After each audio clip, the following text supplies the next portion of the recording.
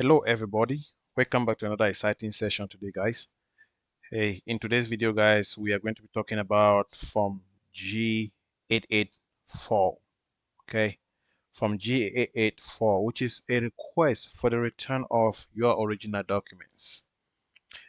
Hey guys, this is a US and Canada immigration news channel, guys, so we are constantly here to provide you with the most recent up-to-date news for Canada and USA immigration, and as well as constantly looking out for recent changes in some of the immigration policies on USCIS website, as well as other websites like the Department of Homeland Security website, as well as Department of Justice.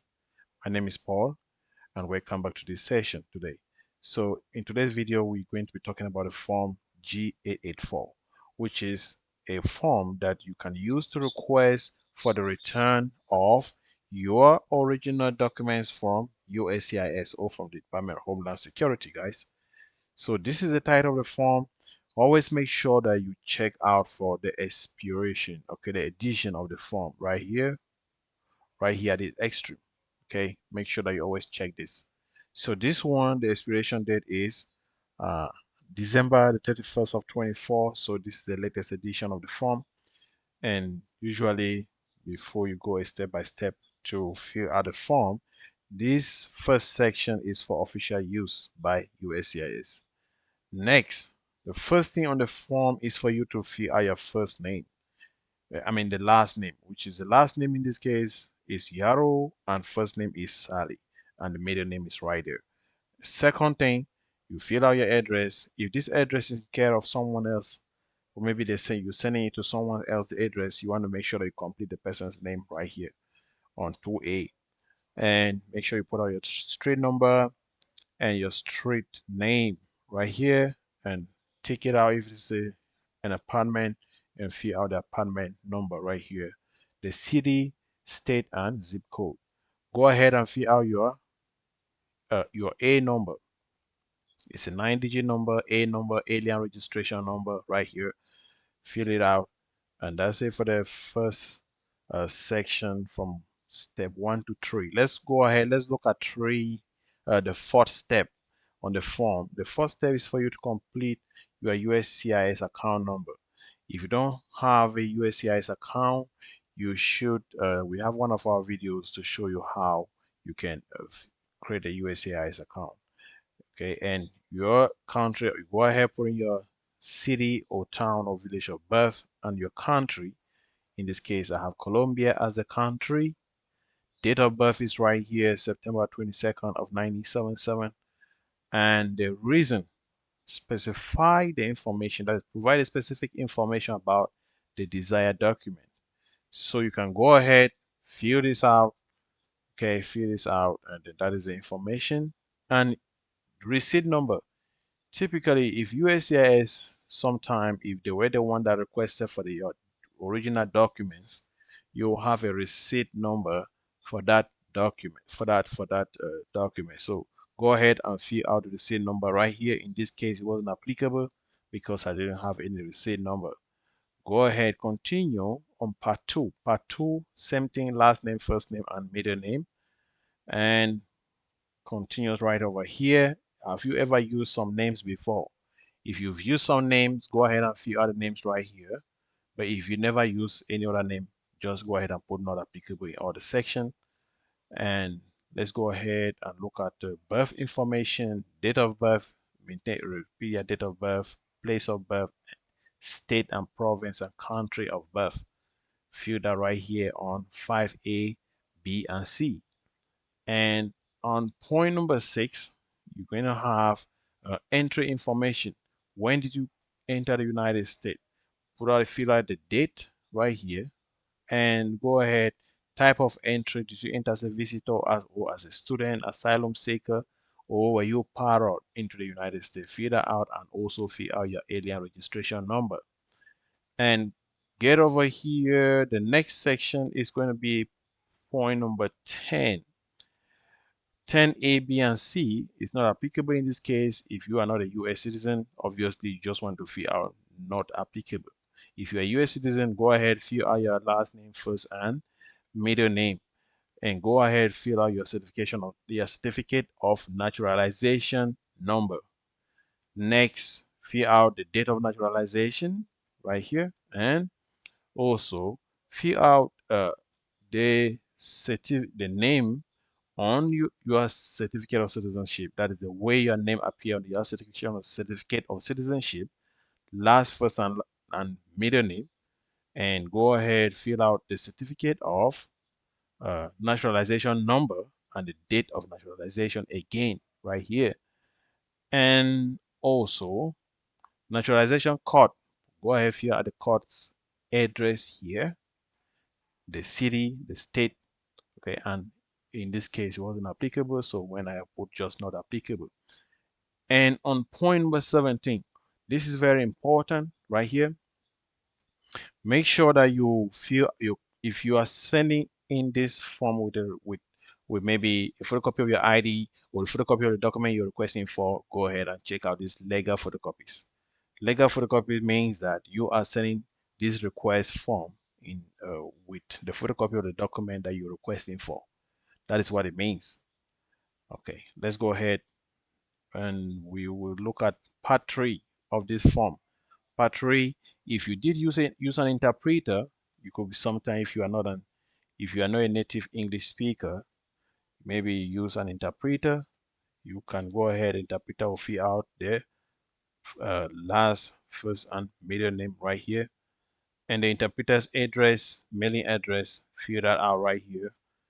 And go ahead, if it is an apartment, just fill that out, fill the apartment number, city, state, and zip code, province, postal code, and country.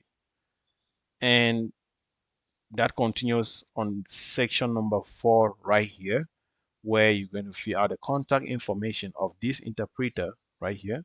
That's it. In this case, there was no interpreter, so I just had to put not applicable in all the sections. And let's go ahead, let's look at section number 7A. If there was an interpreter, the interpreter will need to sign right here, date of signature. And part number 4, contact information, that is declaration and signature of persons preparing this request, if other than the requester. So in this case, I was myself preparing for this, doing this request. So you just fill out not applicable in all the sections right here. And on the preparer's mailing address, if it did apply in that case. So in this case, it's all not applicable because I didn't use any preparer for this form. Okay, let's go ahead and we will look at preparer's contact information. If you did use any preparer, the preparer, it could be your legal representative. It would have been your preparer in this case, and your legal representative will be the one to fill out all of these sections. Let's go ahead and look at the next part, which is still part 4, preparer statement. If it was the preparer would have need to take it right here. If it is an attorney, okay, if you have an attorney, your attorney would have, or a representative or an accredited representative, they will take any one of this, any of the cases that may apply. And that continues right down to over here. It says preparer's signature. If it was your attorney will sign here, obviously fill out the date of signature right here. So in this case, I didn't use an attorney, so I just took off that date, guys, right there. And the next section is going to be part 5. On part 5, it's just do not sign. Okay, do not sign until you are before a certifying officer. So that's the first thing under part 5. And going down to the actual part 5, you need to make a declaration that you can read and understand English. That is what I've actually ticked right here. I can read and understand English. That is what I ticked. Okay. So moving down, next part 5B, so you don't have anything to fill out here, and you just have your contact details right here. That's my phone numbers and your email address right here. And going down a little bit, the next part, this is very important, which is a part 5. Go ahead, Fill out your last name, first and middle name right here, and do not sign. Just fill out the date right here. Fill out the date right here, but do not sign. You see right here, it says right in here, your signature must be notarized.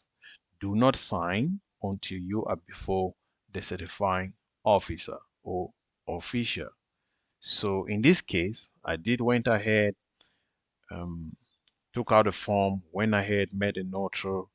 A notary was able to sign this form, filled out his last, first, and middle name right here, and he did put his title right here, and he was able to sign right here, right here. He was able to sign on 10A, and on 10B, he did fill out the date of signature and write down, let's see, okay, printer name of, okay, wait a second, guys. So if from 8A going down is for USCIS officer. So the certifying officer is right below on 11A, B, and C. He needs to fill out the last name, first and middle name right here.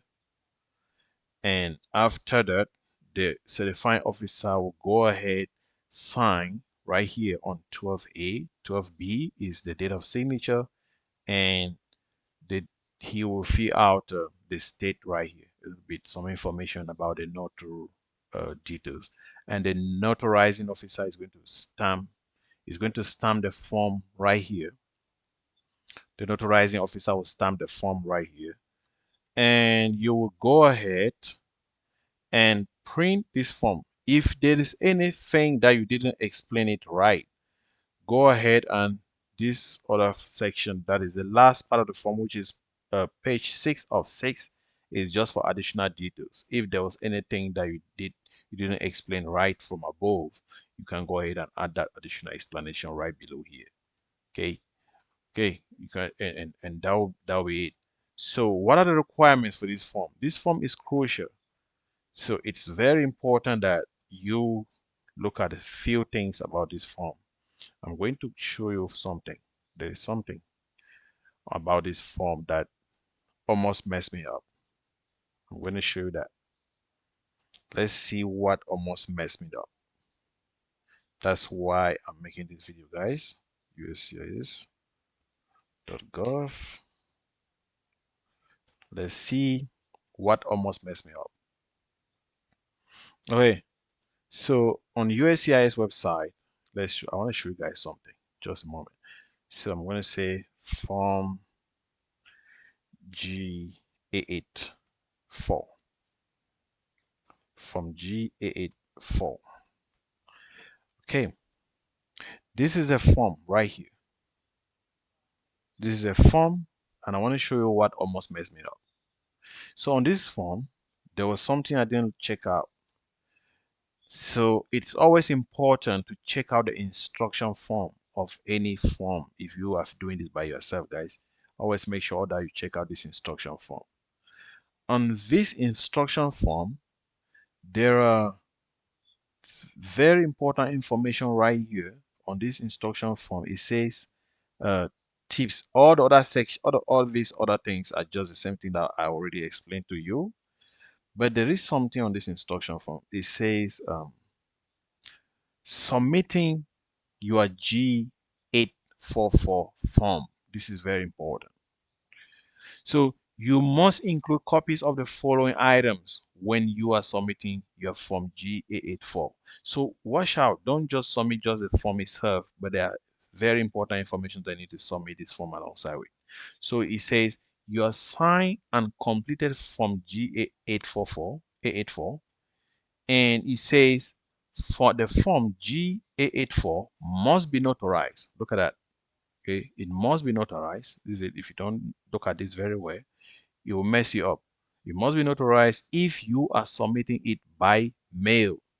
Okay, right here. And that's exactly what I did.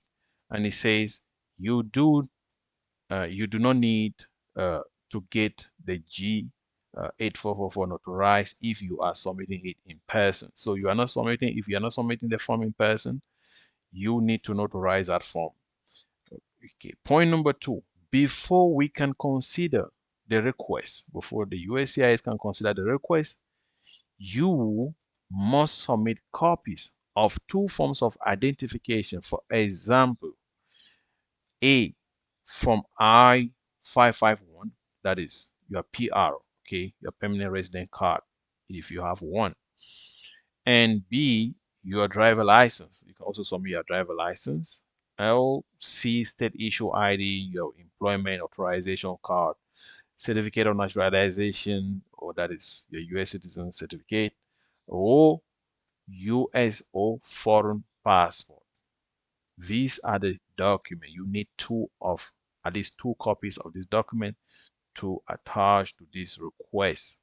Okay, you must submit two copies of two forms of identification.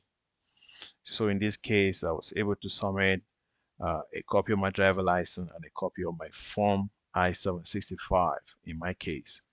So let's see. So those are the two main things I wanted to point them out to you: notarization and two forms of identification. If you don't do that, USCIS will not consider the form and they will reject it and send it back to you. Next, if you are requesting an original document from USCIS file other than one related to you, submit proof of relationship. So this is the third part, is just saying if you are requesting a document that doesn't belong to you, you need to attach a proof of relationship to the person that owns that document. That is the most important thing, guys. So those were the main things that I wanted to point out to you for this form. And I guess one other important thing that you guys will be wanting to maybe check out will be what about the filing locations?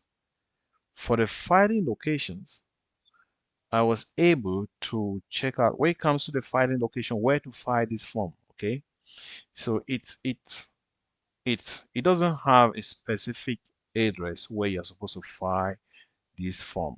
So it depends on your specific case. Okay, I checked this out. There is no specific location where to file this form, but it depends on your case. So it says, please see the website. So, but when you go to the website, you're not going to see anything. You're not going to see any specific address. And so there are other ways that you can do. You can go ahead and call USCIS on 1-800, this 1-800 number, this number, this 1-800 number for the most current up-to-date information about where you can file your request. Okay. And in my case, I went ahead and filed this form for my field office, for USCIS field office. But um, I don't know. But the form, I just hope that USCIS, if they receive the form and it's not the actual address, they can go ahead and forward it to the right address. But I did check out again and noticed that I was supposed to file this form in some other location versus filing the form in USCIS field office. So in this case, I was supposed to file this form. Let's see. So it says you can file the form in the last place where you had a final action for your um, application. So I have my final action. My final action, I'm just checking out where I have my final action. So to see if I can figure out. So I had my final action. That is, final action is probably where you finally had an approval of one of your files, one of your documents. Then you can go ahead and file that in the address. So I'm just trying to check that out, guys. Let's see. Okay, great. Yeah, so this is the form. So I'm trying to check out where I have my final action so that I can show you exactly what I mean in that case. Final action, no, not right there. Let's see this one.